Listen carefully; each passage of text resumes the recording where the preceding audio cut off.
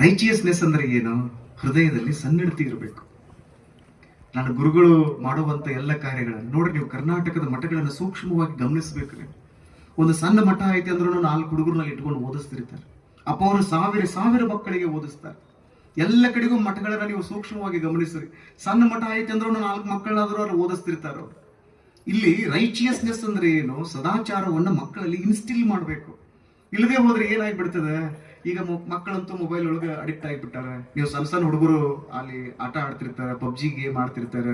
ಪಟ್ ಅಂತ ಅವ್ರ ಕೈಯಾಗ ಮೊಬೈಲ್ ಫೋನ್ ಹಸ್ಕೊಂಡ್ರಿ ಅಂದ್ರೆ ಅವ್ರು ಹೆಂಗ್ ನೆಲ ಗುದ್ದಿ ಹೇಳ್ತಾರೆ ಅಂದ್ರೆ ಇನ್ನೇನು 4 ಇಂಚ್ ನೇರ ಜಿಗಿಸ್ತಾರೆ ಅನ್ನೋ ಅಷ್ಟರ ಮಟ್ಟಿಗೆ ನೆಲ ಗುದ್ದಿ ಹೇಳ್ತಿರ್ತಾರೆ. ಇದೆಲ್ಲ ಆಗ್ತಾ ಇದೆ.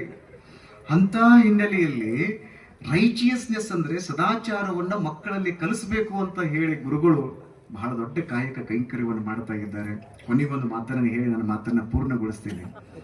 T.S. ಎಲಿಯಟ್ ಅಂತ ಒಬ್ರು ಪೊಯೆಟ್ ಇದ್ರು. ಒಂದು ಪೊಯಂ ಬರೆದರು, ದ ವೇಸ್ಟ್ ಲ್ಯಾಂಡ್ ಅನ್ನುವಂತ ಒಂದು ಪೊಯಂ ಬರೆದರು.